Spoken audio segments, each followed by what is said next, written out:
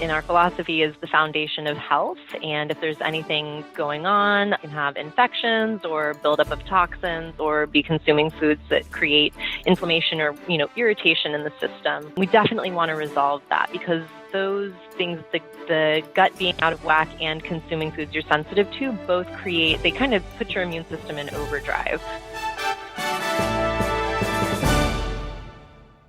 Cue music. Places, everybody places. We're starting in 3, 2. It's time for Life Interrupted Radio, a show dedicated to practical skills for your mind, body, and soul. We're hoping we'll go in one ear and stay there. Here's the host of the show, Sharon Sayler. Welcome to the Autoimmune Hour on Life Interrupted Radio, where we look at the rise of autoimmune disorders. The NIH estimates nearly 24 million Americans have an autoimmune disorder. To put that in perspective, cancer affects about 9 million and heart disease up to 22 million. You'll be as surprised as I was to find out what autoimmune entails. I brought together top experts that range from doctors, specialists, nutritionists, researchers, and even those recovering from autoimmune to bring you the latest, most up-to-date information about autoimmunity and how to live your life uninterrupted. So let's get started. Welcome, everyone, to the Autoimmune Hour on Life Interrupted Radio. I'm your host, Sharon Sayler from SharonSayler.com. And oh my goodness, it's my weekend. I hope it's your weekend too. 7 p.m. every Friday night, I'm here with you, bringing you new and interesting people that I find on my journey when we always call ourselves here thrivers, not survivors. And absolutely just really excited. Oh, I have a great new tea here. It's they called it a London Fog. I'd call it like an extra spicy chai tea, but it's really good. It's got homemade almond milk in it too, so we'll ask our guest if she'll probably tell me I shouldn't be drinking it, but it's really good. Oh. Anyway, it's fantastic. It's a little spicy. Yeah, really spicy compared to what I call my normal chai tea. Wow. Okay, but it's fabulous, guys. You should try it. It'll keep me awake, I know, for at least the next hour because I'm so excited to have Kelsey Ale here, and she's a certified nutritional therapy practitioner, and she began her career in the health and wellness industry over a decade ago. She has a background in Pilates and is a certified massage therapist and trained as a paleo chef. I mean, wow, talk about being able to know all aspects of it all. With her in-depth knowledge of anatomy and physiology, she approaches her nutrition practice from a whole body perspective. Isn't that nice to know? How many times have we been given advice and we're like, that doesn't sound right? So Kelsey creates individualized nutrition, supplement, and wellness plans that address each client's needs, that focus on the bio-individuality and allows her to meet each person where they're at and create a completely customized plan to ensure that health goals are achieved. She believes that proper nutrition is one of the most fundamental tools that we can use for a healthy, happy life. And I couldn't agree more. I think using everything I learned about nutrition in the last 3 years as I continue my healing journey has created the biggest change, the fastest change in my health was understanding nutrition and actually giving up a few things I love. So we'll talk to Kelsey about that too, how we get past those little owies. I don't feel good. I still want my cookie. Yeah. So welcome, Kelsey. Thanks for being on the show. Thank you so much for having me. I'm really excited to be here and have an opportunity to talk to you. We're just thrilled to have you here too, because as I said in that little introduction, I think understanding nutrition and a lot of the beliefs I had about quality eating, if you'd asked me 3.5 years ago before my diagnosis, did I have a healthy diet? I would have said absolutely yes. Now I look back and I say, absolutely not. So anyway, tell us a little bit about your story. What led you to becoming a nutritional therapy practitioner? Well, it's interesting. It actually stems from exactly what you just said. I thought I had a really healthy diet, and it ended up making me really sick. I was a vegetarian for about 12 years and experimented with veganism as well within that time. I think, first of all, I didn't understand healthy eating. I just thought not eating meat meant I was healthy. So I'm sure I wasn't getting the proper nutrients. Also, I started when I was a teenager, so that was a little bit rebellious. But yeah, after exploring different ways of being vegetarian, being vegan, being raw vegan, I got really sick. I was sick for about 5 years. Wow. And I think that especially those of us who have an illness with like a slow and steady onset, you kind of learn to deal with it until it gets to the point where you can't just ignore it anymore. So I had one of those moments where I probably hadn't been feeling great leading up to this moment. I just wasn't paying attention to it. But I had kind of an episode where I had driven a couple of hours in the car to meet a friend. And as I stood up and got out of the car, I had a sharp shooting pain in my lower right abdomen. And that was, I tried to ignore it for the couple of days that I was visiting a friend, and I ultimately couldn't. And I ended up in the emergency clinic when I got back home. Wow. And they were afraid my appendix was going to burst. And so luckily they found out that wasn't the case. So they sent me to get some ultrasounds done. Well, I guess they were looking for cysts on my kidneys or on my ovaries, and there was nothing to be found to the ultrasound. So they sent me to get blood work done. And at this point, they weren't even really telling me what they were looking for. I just knew they weren't finding it. Like, all of my tests were coming back negative and normal. And in the meantime, I'd gotten to the point where I was so sick some days that I couldn't eat and I couldn't get out of bed. And I was really frustrated because this was the first time in my life that I had ever had to turn to medicine to really try to help me. And just the fact that they had no good answers to give me was really frustrating. And I was still in pain. So that kind of sparked my journey. And I clung to my vegetarian and vegan dogma for as long as I possibly could. And actually reintroducing meat into my diet was the one thing that really started to turn my health around. And that led me to a really, I think, profound realization that, like, our bodies don't really care what we think is healthy. We have a certain set of nutrient needs that have to be met. So our beliefs about what is healthy versus what our body actually needs can sometimes be two separate things. But if we can accept that everyone's body has different needs, and at the same time, we all have generally similar needs. If we understand what those needs are from a more biological or scientific perspective rather than from a fad diet perspective, we'll be a lot more effective in healing ourselves. So that's a little bit about my personal story. But as far as autoimmune disease goes, that's actually something I don't talk about as much because it's a little bit unresolved for me, in the fact that I have a predisposition on both sides of my family to autoimmune. My mom's side is thyroid, and my dad has had really bad asthma his entire life and has been suffering from rheumatoid arthritis for a couple of decades now. But neither one of them is really taking effective action other than taking immunosuppressant drugs or, I think there's a time and a place for essential oils, but I don't think that they're going to solve all the world's problems. So you have to be effective. So it's been challenging, and I think in that sense, my dad in particular has been one of my biggest teachers, that you can really only help people who are willing to help themselves. But in the meantime, it's been really challenging to watch him suffer.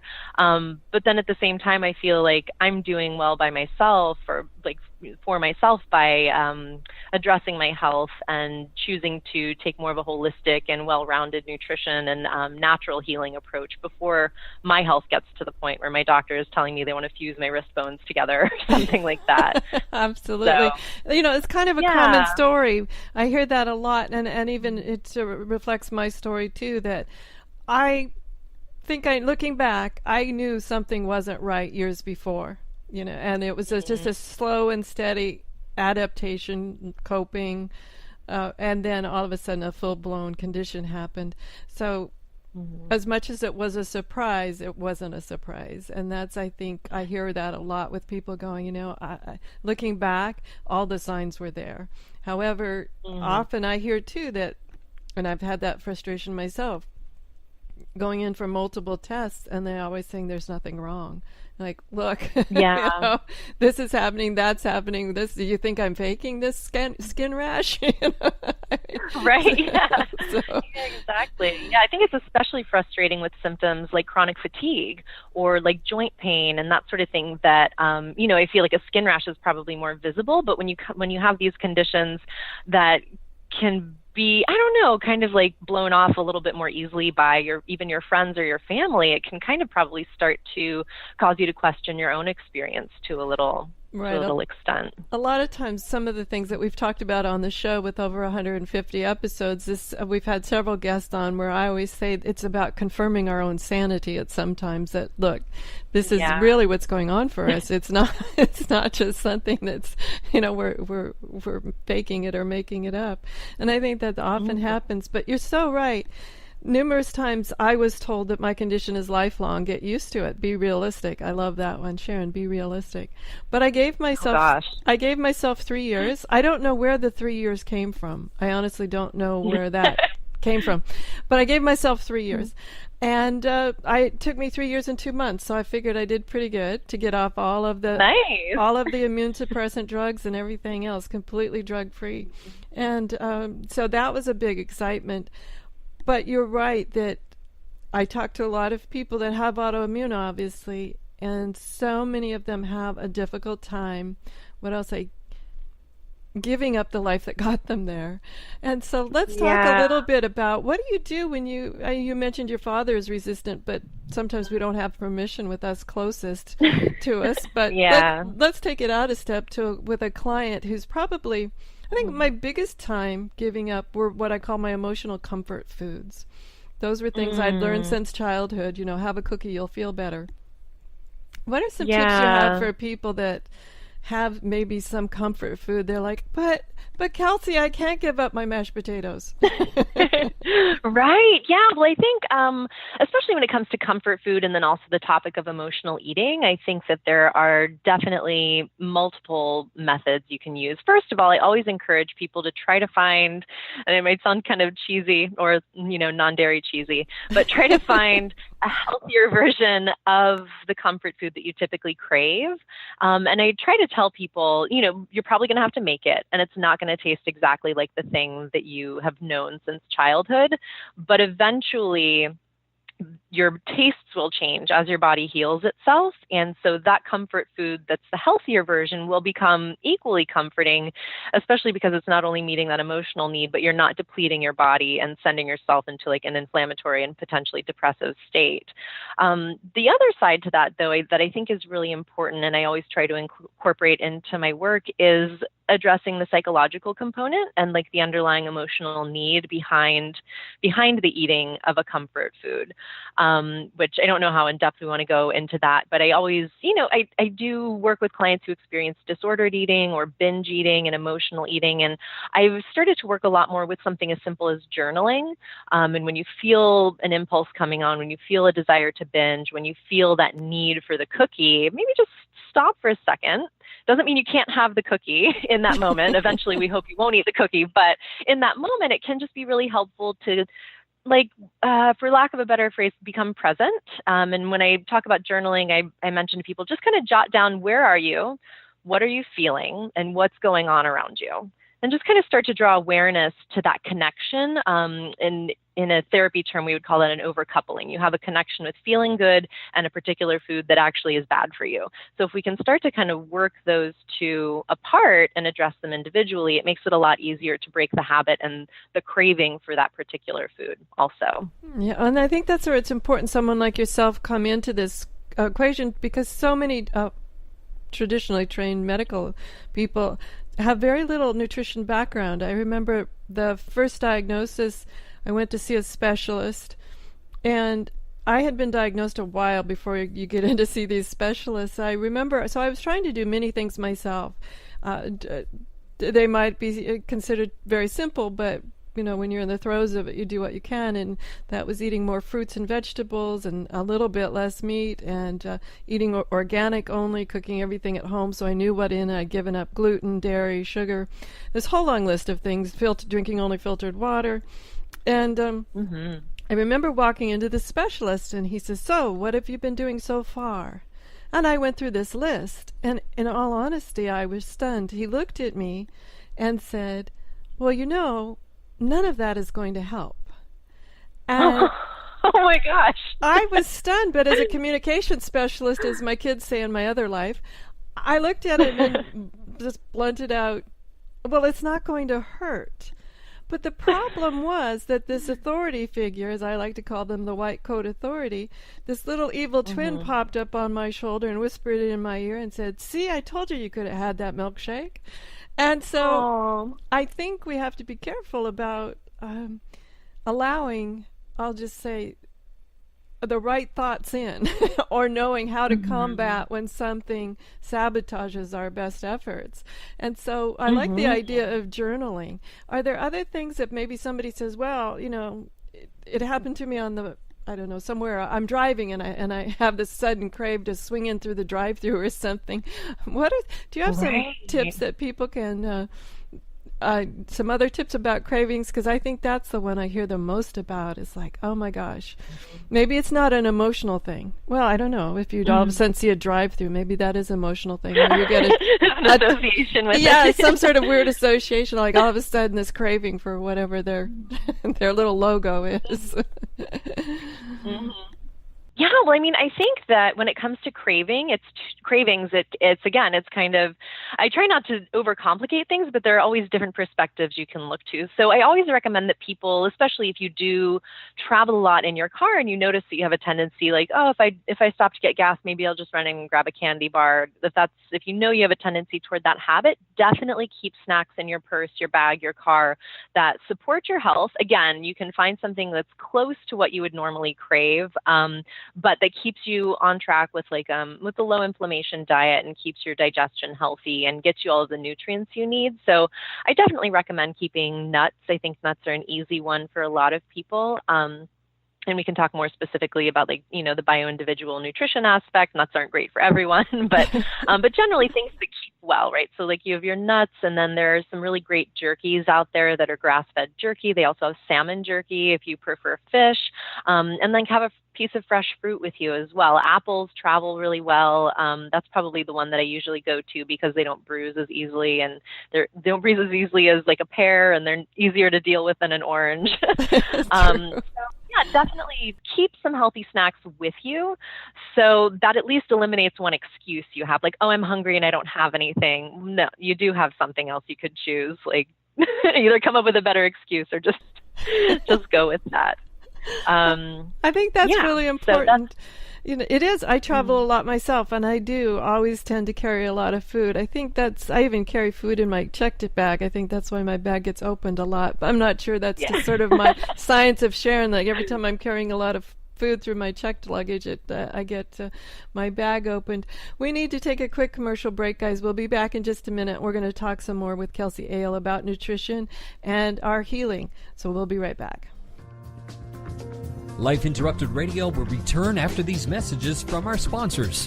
It's great sponsors like these that keep this show coming to you every week. Be sure and stop by lifeinterruptedradio.com to learn more. Do you want to be a better leader? Have better relationships? Become more self-aware? Be a better communicator? Hi, I'm Sharon Sayler, best-selling author, professional speaker, and executive coach. And my life passion is empowering professionals to be the best that they can be. After years of working with professionals, I've discovered the 7 things nobody is telling you that can cost you your clients, sales, and even your career. And I want to give it to you free. You've heard my show, you know my passion, and maybe we'll be working together sooner rather than later. So go grab this ebook now to find out the 7 things that's costing you big time over at SharonSayler.com/radio gift. I want to share a really cool new thing that we're doing over at lifeinterruptedradio.com. It's called the Transcribe Tribe. Now, we've done over 140 episodes already. They're not all transcribed yet, but go over, sign up for the Autoimmune Hour's Transcribe Tribe, and you'll be able to get transcriptions. And if you don't find one that you're looking for, just drop us a note there on the website, and we'll be sure and get that one up in the top of the queue. So join us over at lifeinterruptedradio.com, Transcribe Tribe. Connecting you with the best of the conscious minds in the world. OMTimes Radio. IOM FM.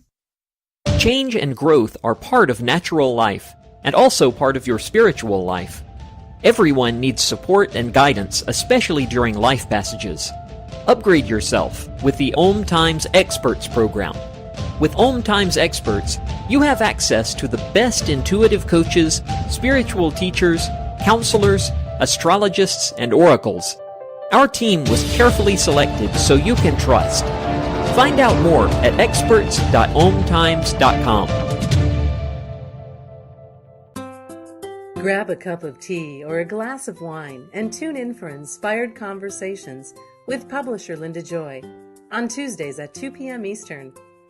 Linda creates sacred space for leading female luminaries, empowering authors, heart-centered female entrepreneurs, coaches, and healers. A soulful venue where guests openly share the fears and obstacles they've overcome, wisdom and lessons learned, and the personal journey that led them to the transformational work they do in the world. Inspired Conversations to empower you on your path to authentic, soulful living. Hey, Dr. Phil here. You know, I help people solve difficult problems every day, but one problem has me stumped: childhood hunger. Nearly 16 million children in America struggle with it. Luckily, the Feeding America network of local food banks collects surplus food, giving hope to hungry children and their families. But they need your help. Join me in supporting Feeding America and your local food bank at feedingamerica.org. Brought to you by Feeding America and the Ad Council.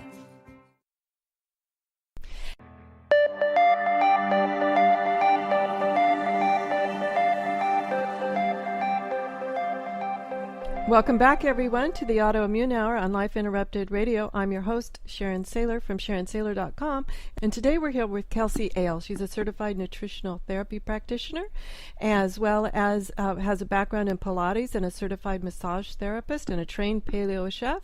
And today we're just talking in depth about nutrition and how to see ourselves from the whole body perspective.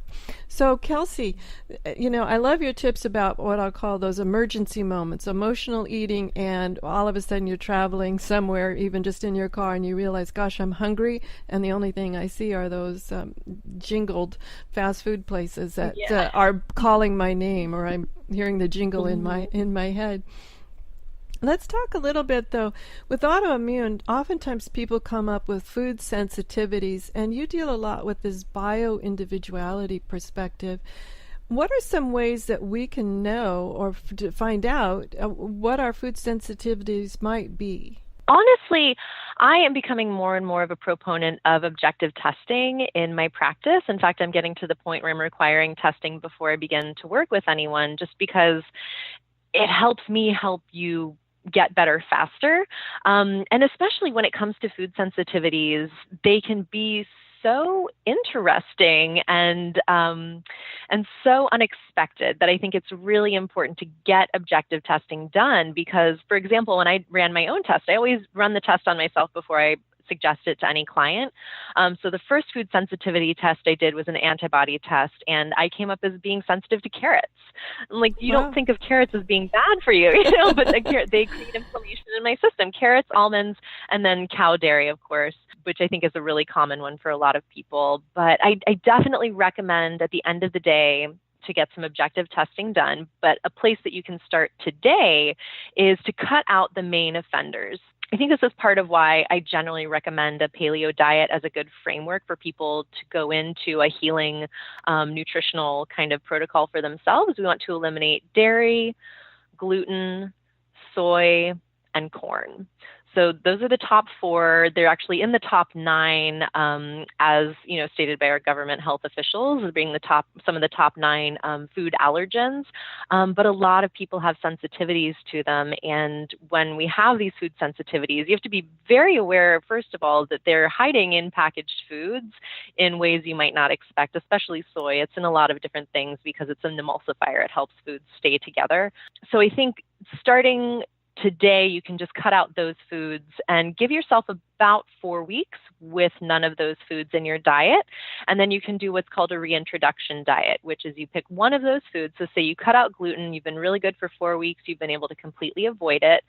you'll want to have a meal that contains gluten. And don't take like just a tiny bite of bread, like eat a whole piece of bread and see how you feel. I pretty much guarantee you, though, if you cut out gluten for 4 weeks and you eat it again, you're probably going to feel like crap because the majority of people who even aren't like, celiac, I think, is a really well-known food sensitivity-based autoimmune condition. But even when you're non-celiac, at least 65% of the population has non-celiac gluten sensitivity. So it can still be causing an inflammatory response within your within your body, even if you're not like allergic to it. So there's sensitivities and there are true allergies, but they both cause inflammation in your body. Right.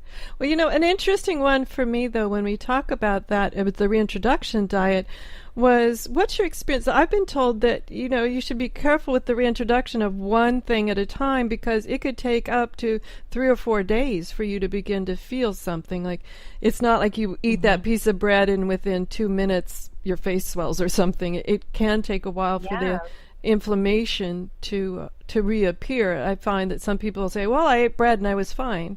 And then all of a sudden, a week later, their joints are hurting because they're back to eating bread all the time or something along those lines. Have you noticed there's a timeline that people can go, okay, I reintroduced it and nothing happened within this time frame? Yes. Well, first of all, I haven't really had much experience with people reintroducing things like dairy or gluten and not having a reaction. But generally, when I'm coaching someone on the reintroduction phase of an elimination diet, we give one food about 5 days. You can do it, like try that one food and give it a week to see if you notice any kind of latent effects or anything that's happening, after the immediate consumption. And if after about 5 days you're not noticing a reaction, then I would say it's safe to include that food in your diet again. But if you notice any reaction, and it doesn't just have to be a digestive response, you might not get bloated, but maybe you have acne or you have brain fog, those are still connected to you introducing something to your body that in this case would be that particular food, and that food is having a systemic effect. So I think that's another key piece to be aware of. Like, yes, definitely wait a period of time. I would say at least 5 days. Some people say up to a week to test that one food. And then also be aware that it might not make you bloated, but you might notice other, like you're saying, you might notice the joint pain, which isn't necessarily a digestive effect, but it's definitely a sign that your body has increased inflammation. Well, a question about that then. Let's say we reintroduce gluten, so I'm eating this piece of proverbial bread. Now, do I just eat that one piece of bread and wait 5 days, or can I eat 5 pieces of bread, one a day? Yeah, I mean, I would recommend, I usually, again, I'm like, please nobody eat gluten. But, I recommend like hitting it not relatively hard that first day, but I would at least eat it the first day and then wait a couple of days to see if you notice any effects. So I would wait, eat the first day, give it a break for days 2 and 3. If you're not necessarily noticing anything at that point, maybe eat another meal containing gluten, and then again give it another couple of days before you assess. I would not recommend to eat a lot of it over a period of time because, like you're saying, if the effects are delayed, well, they're also probably a little bit cumulative.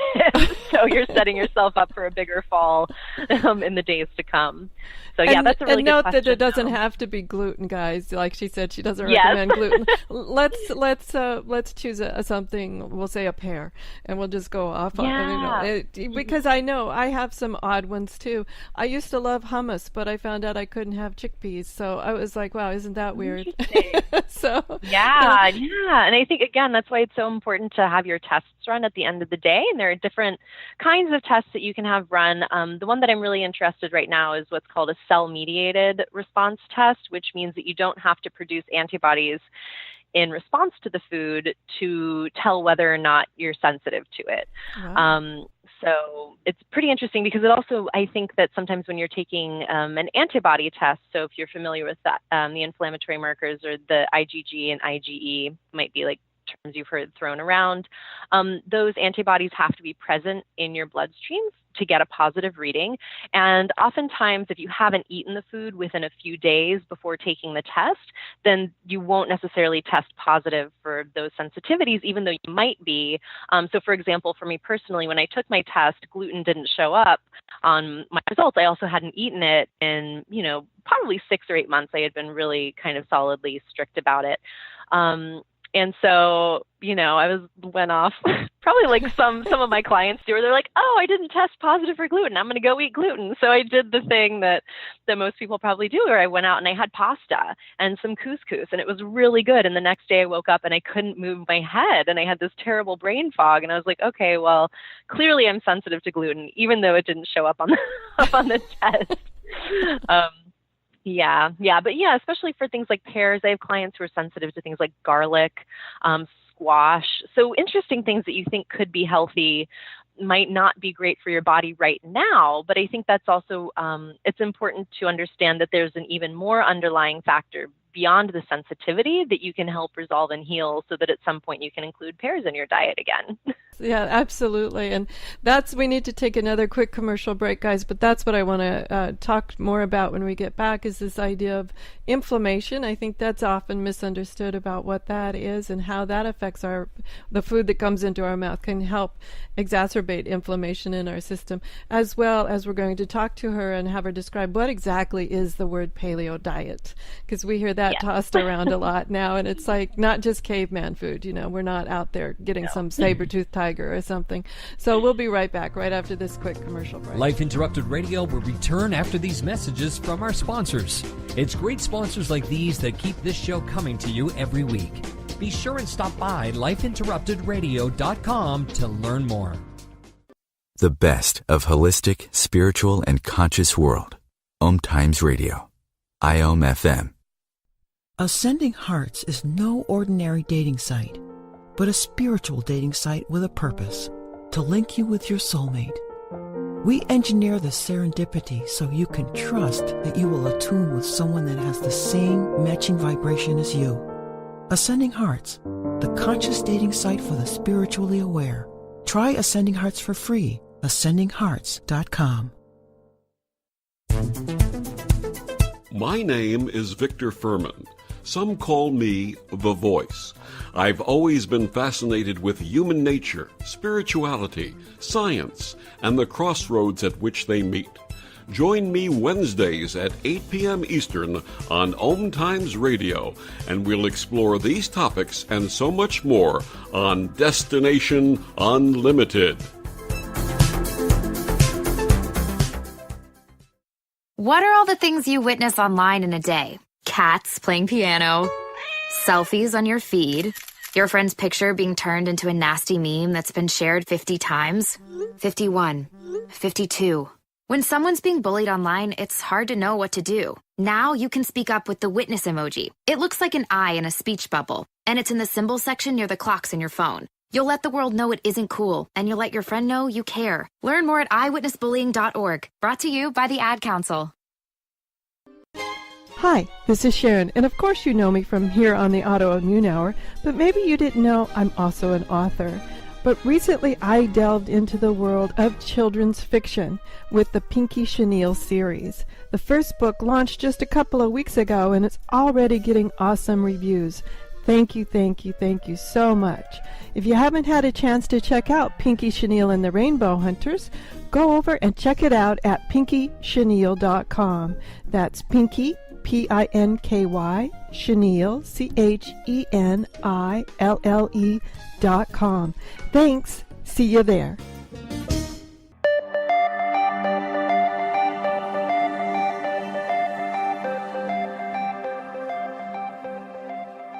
Welcome back, everyone, to the Autoimmune Hour on Life Interrupted Radio. I'm your host, Sharon Sayler from SharonSayler.com, and I'm here today with Kelsey Ale. She's a certified nutritional therapy practitioner, as well as a Pilates instructor, certified massage therapist, and trained paleo chef. Trying to say that all in too fast there. It's a lot. It is. We've learned so much already about emotional eating and food sensitivities, and now I want to jump into a couple of things, but lightly just touch on this idea. We've tossed around the word inflammation, and I think all of us who have autoimmune condition has heard that word tossed around a lot. But it's fascinating to me how little inflammation is understood. So from a dietary perspective, how does a nutritional therapy practitioner approach inflammation? Well, I think when we brought in the idea of food sensitivities, that's usually one place that I start. But generally, from a nutritional therapy perspective, we always look at the gut because the gut, in our philosophy is the foundation of health. And if there's anything going on, you can have infections or buildup of toxins or be consuming foods that create inflammation or, irritation in the system. We definitely want to resolve that because those things, the gut being out of whack and consuming foods you're sensitive to they kind of put your immune system in overdrive. I consider inflammation to be tissue irritation, but I always start to look at digestion first because you can take drugs, you can take supplements, you can eat a great diet, but if you can't absorb or assimilate any of it, then it's not really going to help you. Now, inflammation just isn't sore joints, right? It can appear, the word inflammation is sort of tossed around to me as sort of a catch-all, and too many people think of it as just waking up with, sore joints. What else, how else does inflammation appear? Well, I guess the first thing that comes to mind for me, again, touching on the digestive health, is any sort of bloating that you have intestinally is a form of inflammation. And again, I like kind of maybe thinking about it more as like irritation in the tissues. So a skin rash is also inflammation. Anytime your immune system is triggered to respond, it's going to create some sort of inflammation because that's the immune mediating response. Like you have to send more blood flow to the area that increases the heat. Heat is a common symptom of inflammation. Sending more immune cells there means more things happening in that area. So a little bit of swelling is going to happen. That's another common sign of inflammation. So I think thinking about inflammation as kind of tissue irritation might help give a different perspective because, again, it can look a lot of different ways, but it's the same kind of immune response happening in all those different examples. Well, I'm glad you bring that up because a lot of times people say, but my joints don't hurt. But you're kind of like, well, that skin rash or, whatever could be a sign of inflammation. I think it's important for people not to look at that as just, the one thing that you wake up with sore joints or wake up with sore ankles or something along those lines. So let's define, I know it's really popular now, the paleo diet. Yes, the paleo diet. You get so many mixed emotions on choosing on the word diet. Everything from, as you mentioned, you were heavy into vegetarianism and veganism for a while, and you get so many mixed emotions on a wide variety of diets. For you, what changed your mind, and what was let's define the paleo diet for people. Yeah, so the paleo diet is considered to be foods that were available to us before the agricultural revolution. So the idea is that our digestive systems and our bodies developed completely before the agricultural revolution, and we developed eating things like, they're very early versions of like the vegetables that we have now and some fruit, some nuts and seeds, whatever we could find, lean game meat, seafood, whatever we could kind of source from that. And I think it's also interesting to consider that when you think about a true paleo diet, you want to think about fat being your friend, because fat, in the hunter-gatherer days was such a valuable energy resource for us that we really valued it and we were not afraid of it. So I think I try to push that idea gently because some people are still, we have a lot of work to do, I think, in undoing the confusion that was created in the past about low-fat diets being better for us. But you want to think about fat being healthy and good for your body. So yeah, generally foods that you could hunt and gather. And when we think about foods that we avoid on the paleo diet, those would be things like dairy. We didn't have animal husbandry. We didn't necessarily have a lot of domestication happening before the agricultural revolution. So dairy wasn't really available to us. And the thought is that our systems developed without dairy. Same thing for beans and legumes. We didn't have a lot of those. Those have been cultivated more so since the agricultural revolution. Our systems don't do very well with that. Gluten, grains, the things that the agricultural agricultural revolution were based on weren't available to us before that time period. So again, the idea is that our systems developed without this. And when we introduce those foods into our body, it throws our system off and creates a lot of inflammation.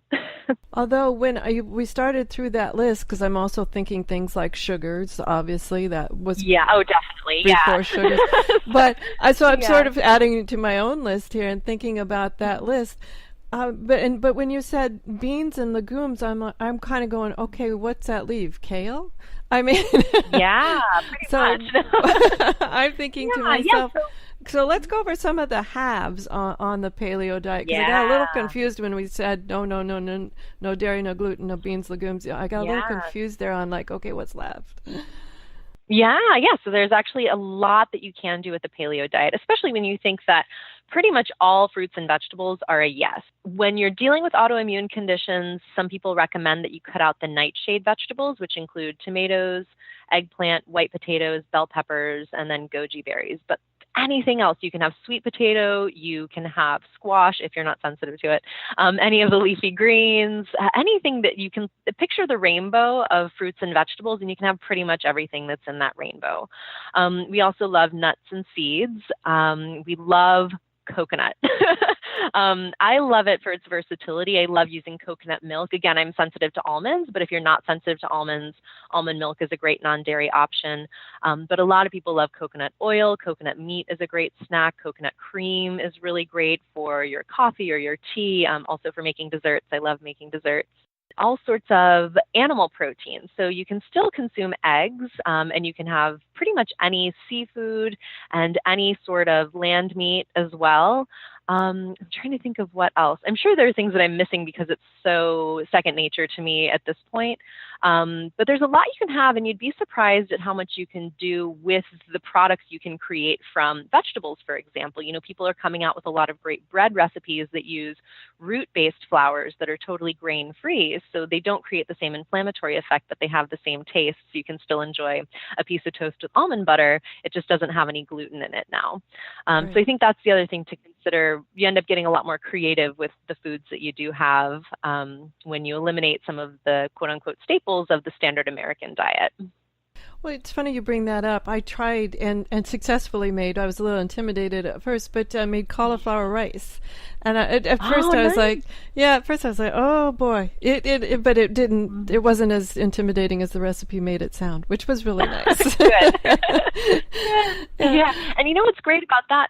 Stores like Whole Foods and Trader Joe's here in the United States are kind of starting to catch on, and they're actually offering prepared riced cauliflower. And sometimes one of the paleo favorites is to make noodles out of zucchini. So they're actually offering zucchini noodles prepared in the store. So I mean, I live in Santa Monica, so I know I'm in a little bit of a bubble when it comes to health food and access. But I think that's a really great sign that things like that are starting to become more available. So it makes it a little bit less intimidating and more accessible if you do want to start exploring it. Although I hear that's sad to me because my granddaughter loves making the spiral zucchini. She loves doing the little machine. She'll do it at home. She loves turning the little crank, doing the machine. You know, watching these noodles come out. We'll put in air quotes noodles that are like 3 or 4 feet long. She just loves those. So, and that's the one thing I could say about the autoimmune condition. When I started doing more and more of my own cooking, I was thinking that just because it was a salad, and I picked it up anywhere, it doesn't mean it's healthy. So, but once I started doing more and more cooking on my own, there's so many benefits to it because then it becomes so much more family affair as well. It's not just a private thing. No, it can be fun. You can get everybody in on it. Absolutely. That's what I love about it. Now, I did have a question, though. You had mentioned let's define beans and legumes, because I'm thinking, oh my gosh, so you mean a green bean, or do you mean like a pinto bean?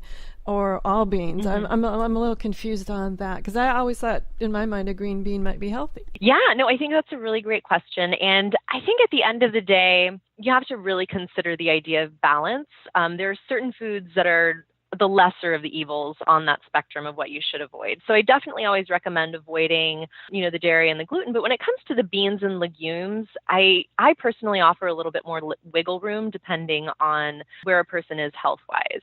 So the idea behind avoiding the beans and legumes is that they have certain mineral-binding anti-nutrients that can leave your body mineral depleted. Wow, that sounds when awful. It comes to things like anti-nutrients. I know. It's What a word. Also, here's the other thing, a lot of vegetables have them to a certain extent. The beans and legumes have a little bit more. So generally, I would recommend avoiding the beans that look like beans, so the pinto beans and the chickpeas and the black beans. But I eat green beans and I love them, and my body feels fine with them. So I think that's another really important point, is to get in touch with how your body feels when you're eating these things and take that into consideration and eat them in moderation. I don't eat green beans every day. I eat green beans maybe once a month, even though they are technically a legume. I feel fine with that. So it's about moderation and just understanding the why behind the avoidance to begin with, and making sure you're including, foods like that in a well-rounded, healthy meal. So I think that, some of my clients love hummus as a snack, and I'm like, if that's going to get you, if you're going to eat your hummus with your cucumber slice and that's going to be satisfying for you, and that means you're eating this afternoon, then yes, it's totally fine to eat a little bit of hummus, but just don't eat, versus a cookie. Exactly. I'm like, eat the hummus, just don't follow it with black bean stew followed by, X, Y, and Z that would be made out of beans. Having hummus a couple of times a week is fine. Having, green beans once or twice a week is fine. But again, understanding the why, so making sure you're getting other mineral-rich foods in your diet, and that can also kind of balance out any mineral stealing that's happening. Well, thank you for explaining that, because I was a little confused by that one. Also something, this is not paleo, because I'm sure they didn't have juicing machines, but what is your thoughts about, there seems to be a lot of talk about juice, whether you do it at home or you go and buy the $7 bottle of juice. What's your thoughts about getting your vegetables through juicing versus cooking or and then we'll discuss this idea of cooking or raw. Yeah. So I personally suggest that my clients avoid juices. Juice is basically the carbohydrate part of the vegetables. So depending on where you are health-wise, it can be okay to incorporate 1 or 2 juices in a week. Typically, if I say it's okay to drink a juice, I mean a green juice might have a little bit of apple in it. I definitely recommend avoiding things. I can just speak to my personal stance. I recommend avoiding things like carrot juice, beet juice, anything that's really fruit-based is just going to put so much sugar in your system, and sugar is very pro-inflammatory. And the thing that separates juice from food, whole food, is the fiber. Yes, after a juice machine, you got all this great stuff. You're like, wow, I should cook this or something. Yeah,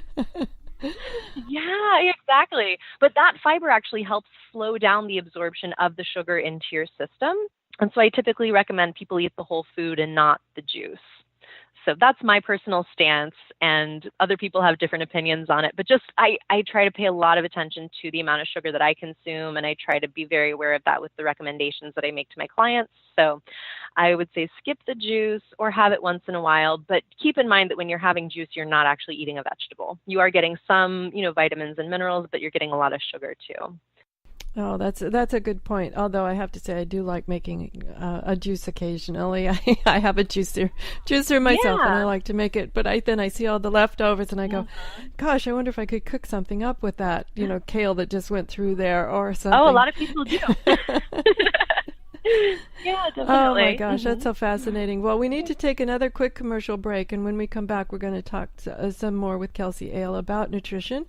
Then we'll also find out more about how you can get more information about her. So we'll be right back. Your conscious lifestyle on steroids. OMTimes Radio. IOM FM. Humanity Healing International is a small nonprofit with a big dream. Since 2007, HHI has been working tirelessly to bring help to communities with little or no hope. Our projects are not broad mandates, nor are they overnight solutions, but they bring the reassurance that no one is alone and that someone cares. To learn more, please visit humanityhealing.org. Humanity Healing is where your heart is. Hello, I'm Lisa Berry. Join me every Monday at 1 p.m. Eastern Time for Light on Living, a chance to see new, hear different, and feel more as I shine the spotlight on all the ways to lighten the load of life's challenges. Light on Living is your link to that new way you're looking for, that new understanding that will enhance your life, and that positive connection that will support your growth. So join me, and you'll gain insight and start to see things in a new way that motivates you. I'm Fidel Nsombo. I was born in a city called Bukavu in the Congo. We were a loving family, and then, boom, everything that I had disappeared in a single day. People think that when you are a refugee and they resettle you to America and all your problems are done, they don't understand that that's the beginning of everything. I was not born a refugee. I was made one. It's time we welcome refugee families with open arms. Learn more at embracerefugees.org, brought to you by the Ad Council.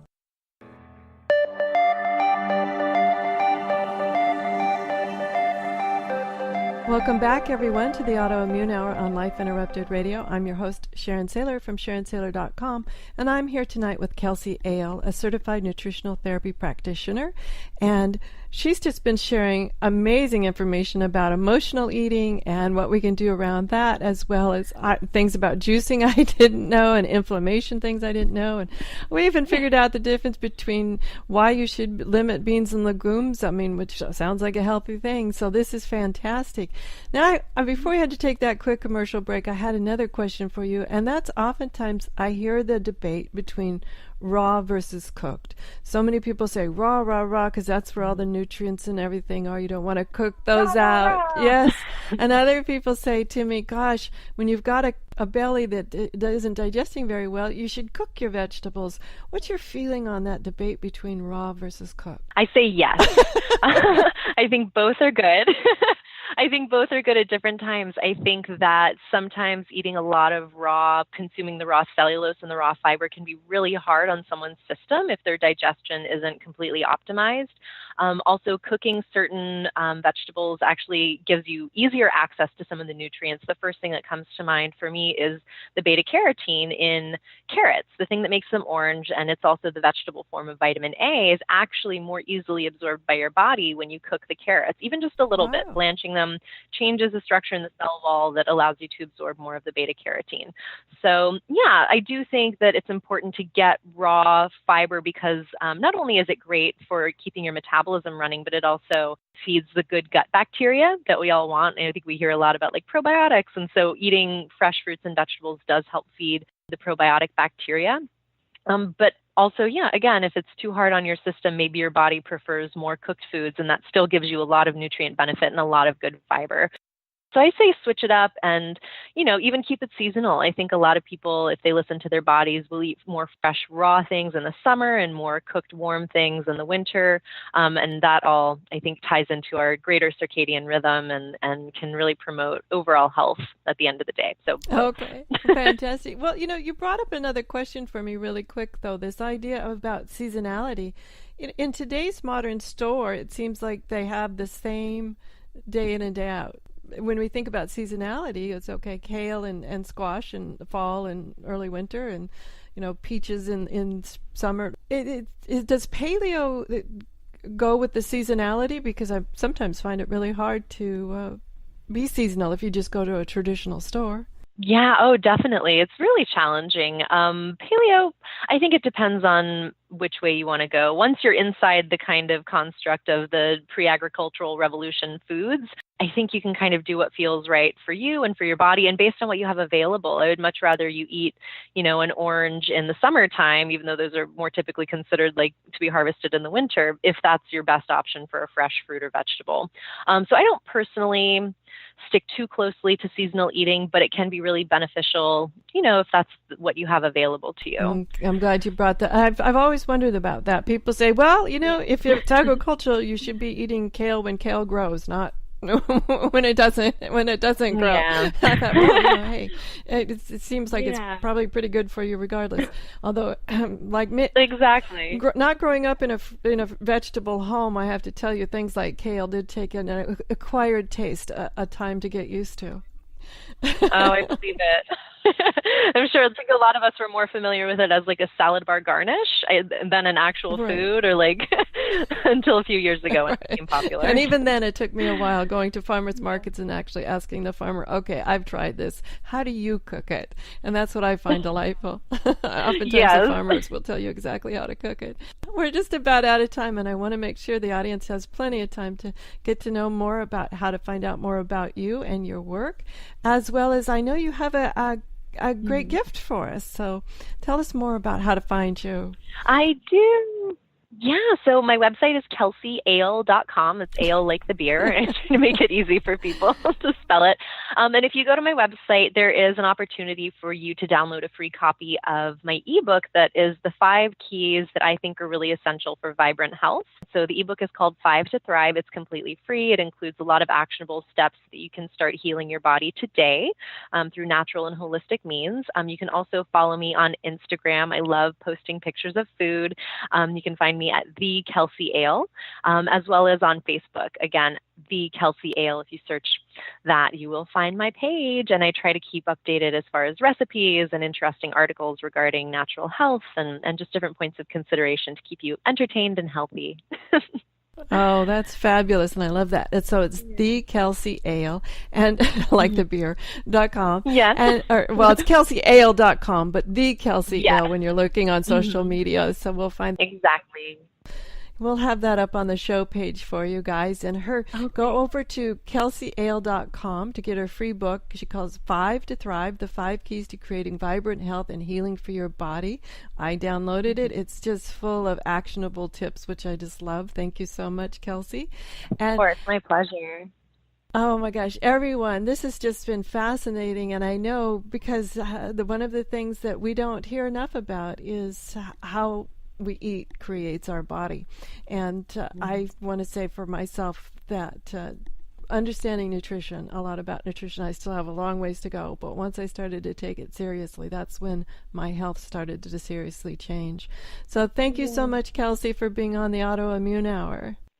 Thank you so much for having me. It's such a pleasure to talk to you today. And everyone, go have a great weekend, whatever your adventures. And as always, enjoy. The information provided on lifeinterruptedradio.com is for educational purposes only. What you hear, read, and see on Life Interrupted Radio is based on experience only. The information presented here should never be used for any legal, diagnostic, or treatment purposes. Always seek sound legal, medical, and or professional advice regarding any problems, conditions, and any of the recommendations you see, hear, or read here on Life Interrupted Radio.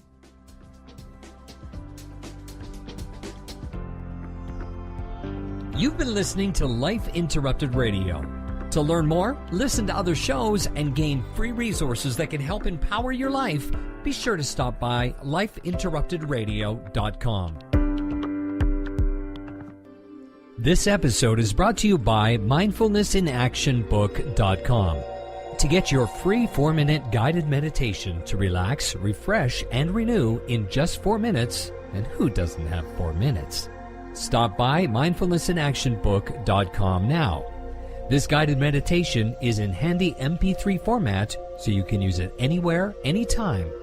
Download it now at mindfulnessinactionbook.com.